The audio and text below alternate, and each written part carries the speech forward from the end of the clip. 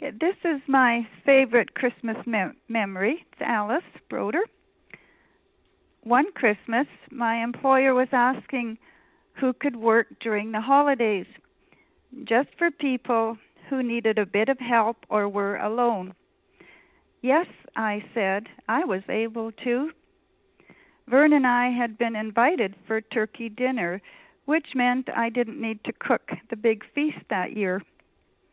When the supervisor phoned with my schedule, she said there was an unusual request from Herman. I was to bring the scrolls, and he would translate them into English for me. Herman had immigrated from Norway during the Depression, now retired with failing health.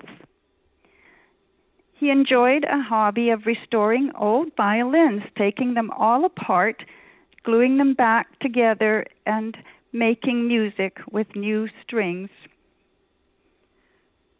I had told him my father immigrated from Norway too in 1929, but he had already passed away in 1980. It had been 8 or 9 years before I was able to go through his large blue metal suitcase. The key had been lost, so I had to break it open. In, among other memorable articles, were rolled up scrolls that had been handwritten in the Norwegian language. I had not been able to read them. A few days later, Herman had the scrolls translated and typed out in English for me. He was so happy. He said he'd spent the last 2 days immersed and captivated in the translation of the most beautiful love story he'd ever read. It was a wonderful Christmas. The story was about my mother living in a remote indigenous community in northern Manitoba. I was too young to know her, but the story helped. She had a joyful life, only far too short.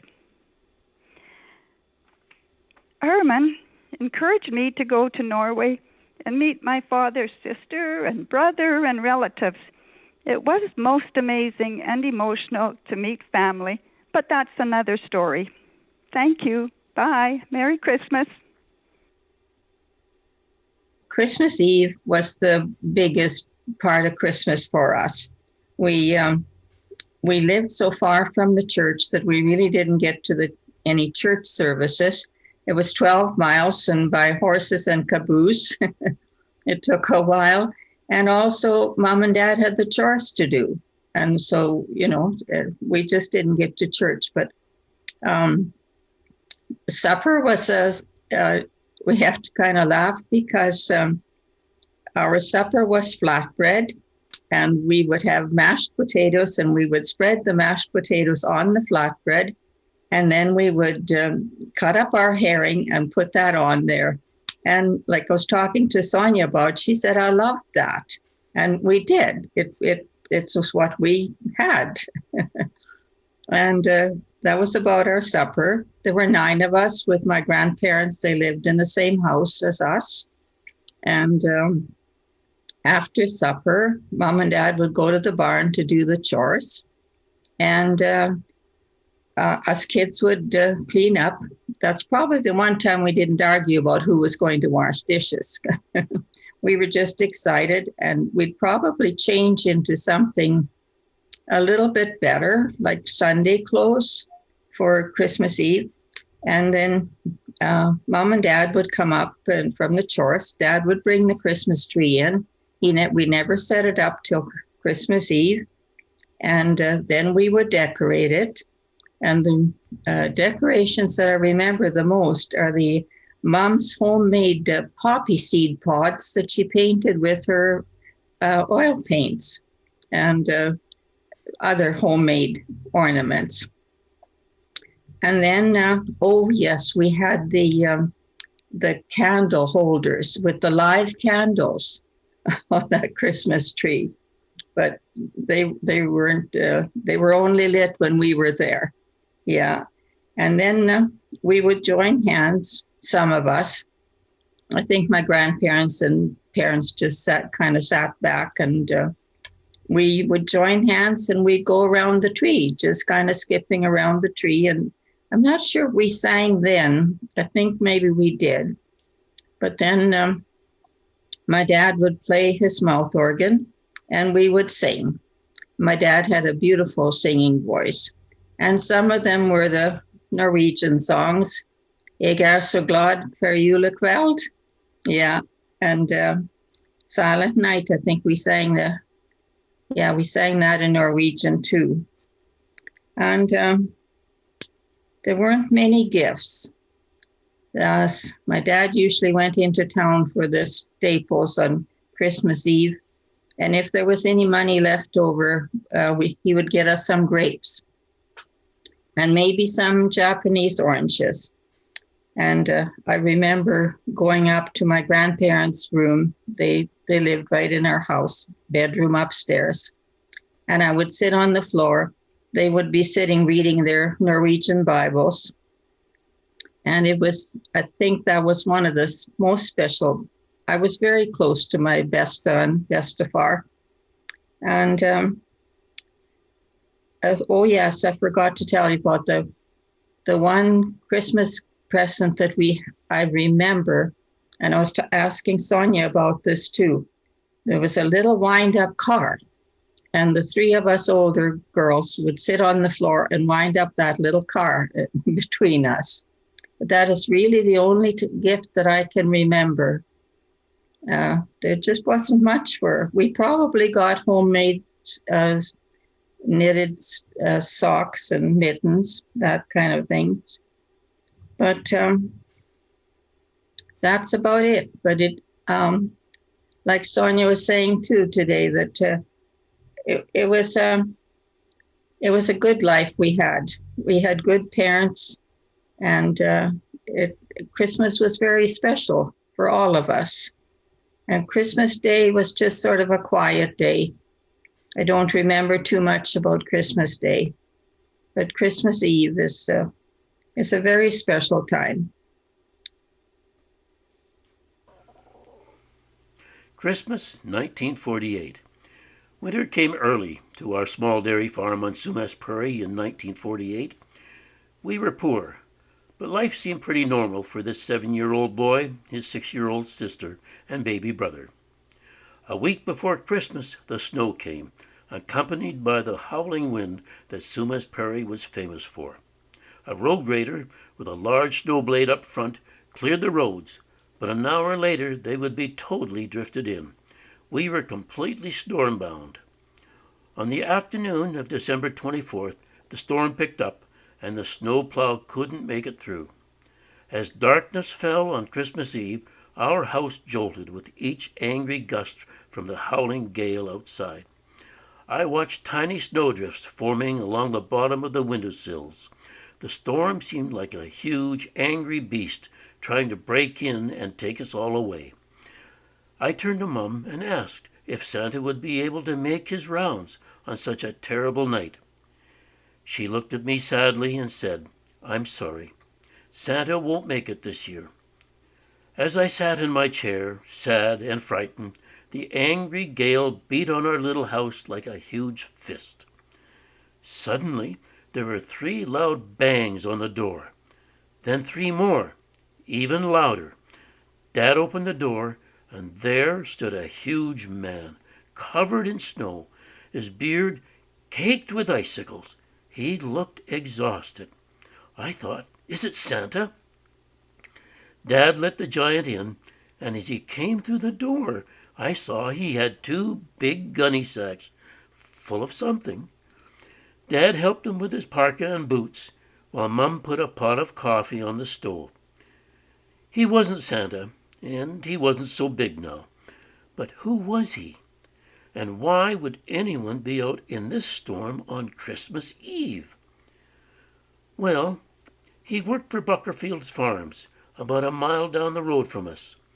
That afternoon, he managed to drive to town to buy Christmas turkeys for all the employees at Buckerfield's. But when he turned off the highway, he found our road completely blocked with 6 to 8 foot drifts. He left his car and dragged the 2 large sacks of turkeys over the snow. He arrived at our farm completely exhausted and simply couldn't go any further. As he and my folks finished their coffee, the world seemed to go quiet. I realized that the wind had stopped. As the man put on his warm parka and boots, he pulled a turkey from a sack and handed it to Mum, saying, "Merry Christmas." Yes, it was a Merry Christmas. We had the best turkey dinner ever. On Christmas morning, there was a small envelope on the tree for me. In it was a 50-cent piece. Santa did come after all. A Memory of Christmas Past by Fred Busch. This takes me back some 75 years to when I and my family, my parents, my older brother and younger sister, were getting ready to go to the Christmas Eve services.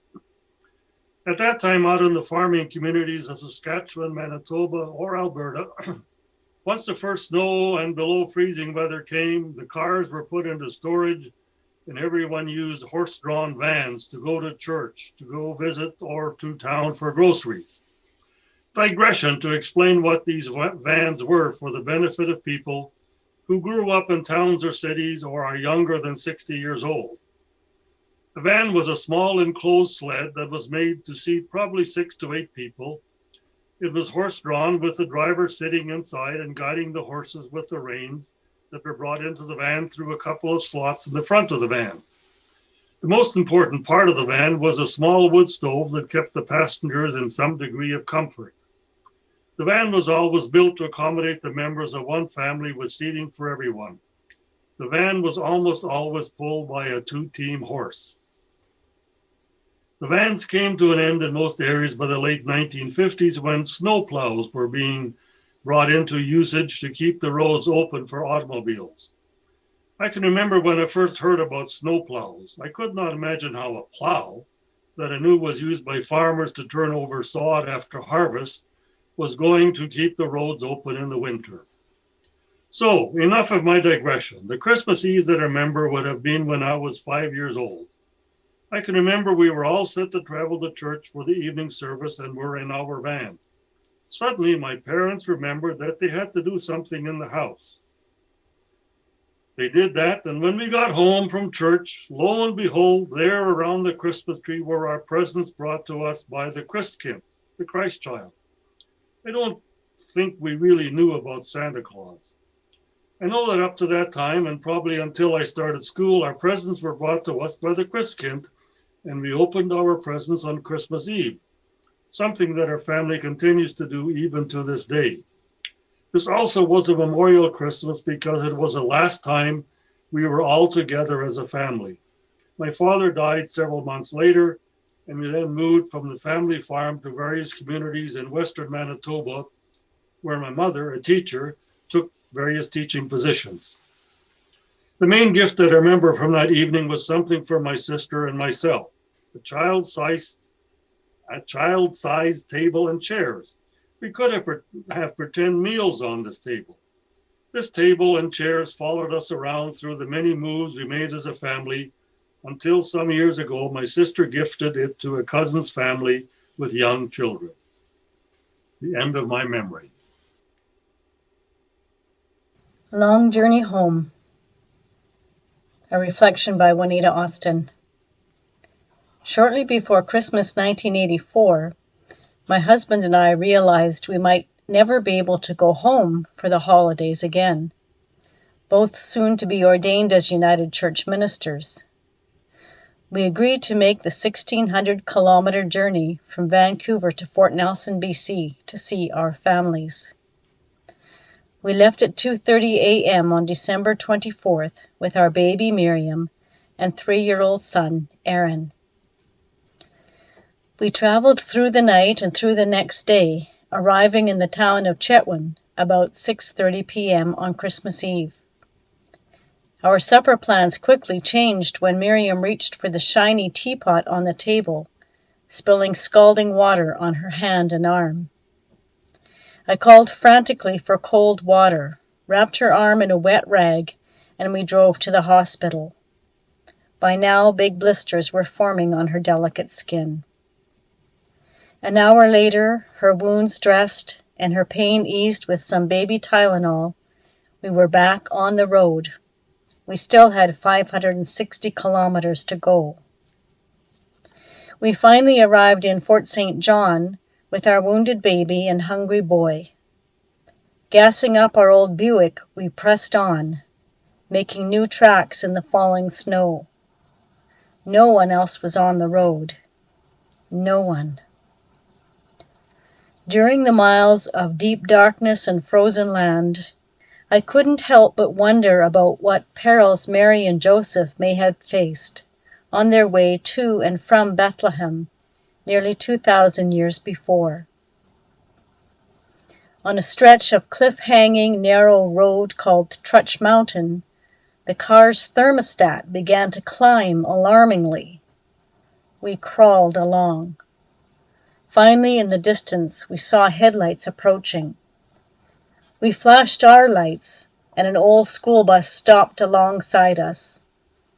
He didn't know anything about thermostats, but had seen lights on at a gas station about 80 kilometers north.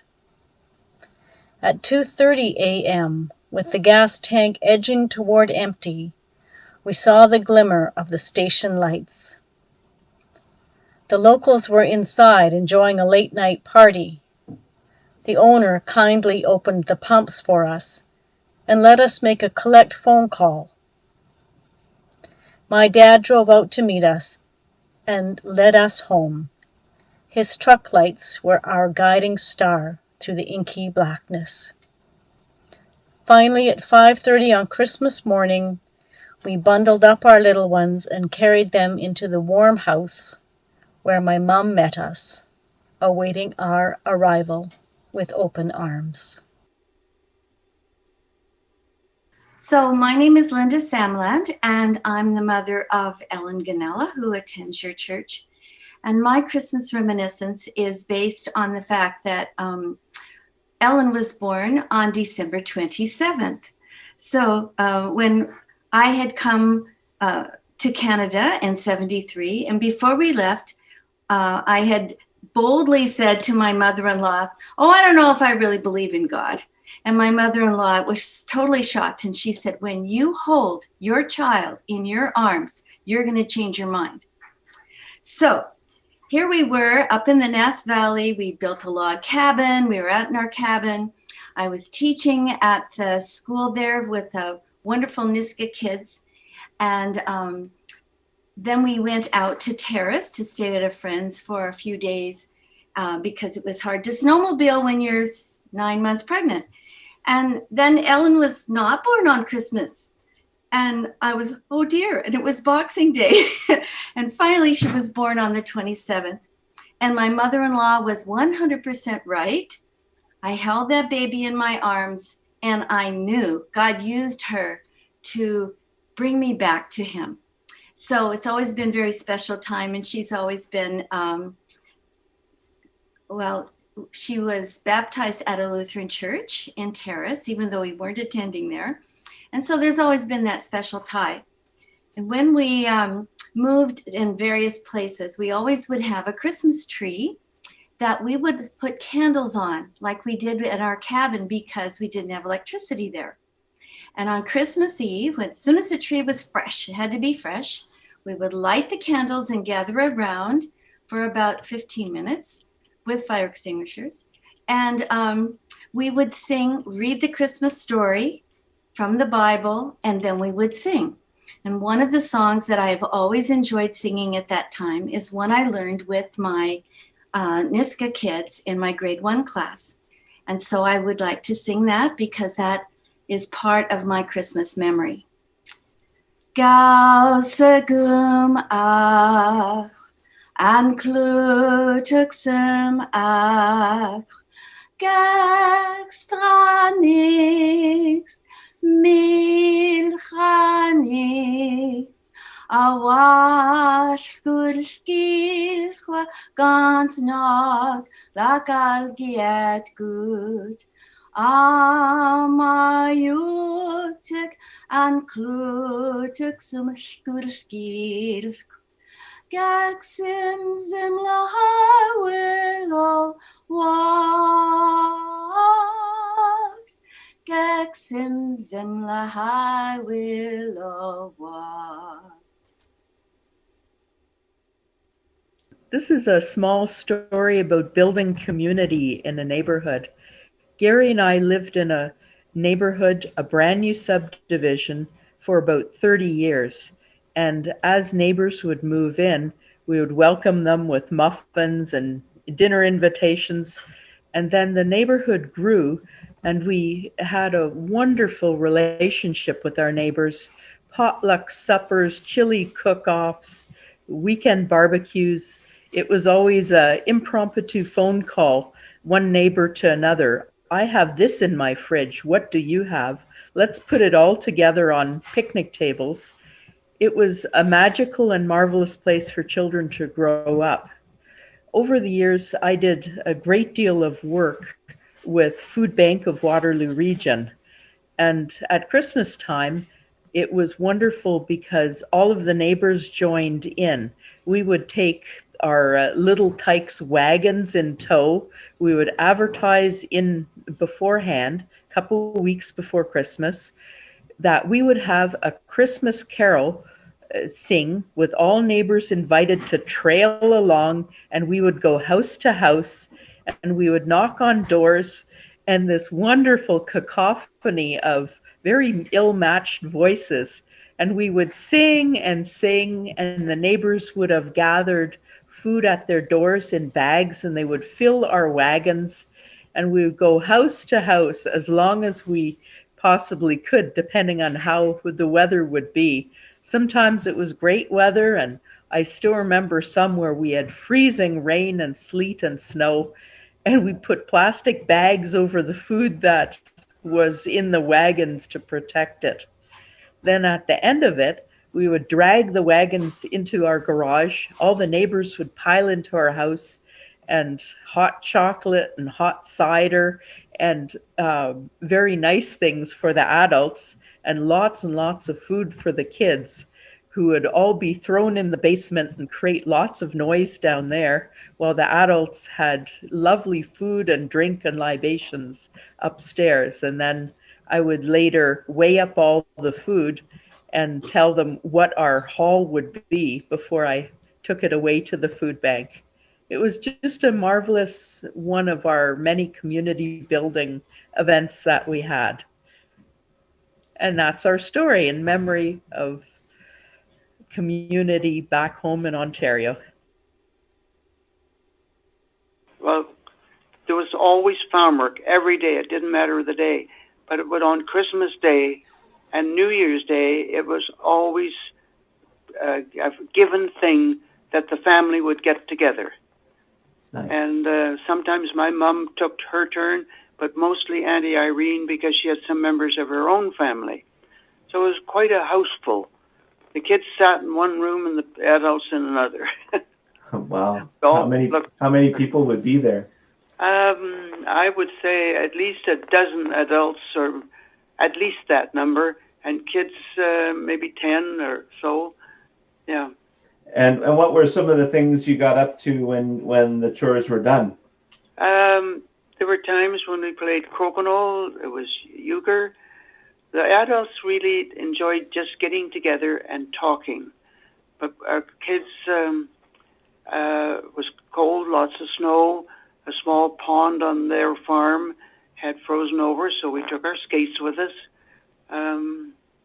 It was just ordinary, everyday fun with a whole family. It was good. It was just a family got together and enjoyed one another's company. And there was singing, because a lot of the women liked to sing, so carols were sung.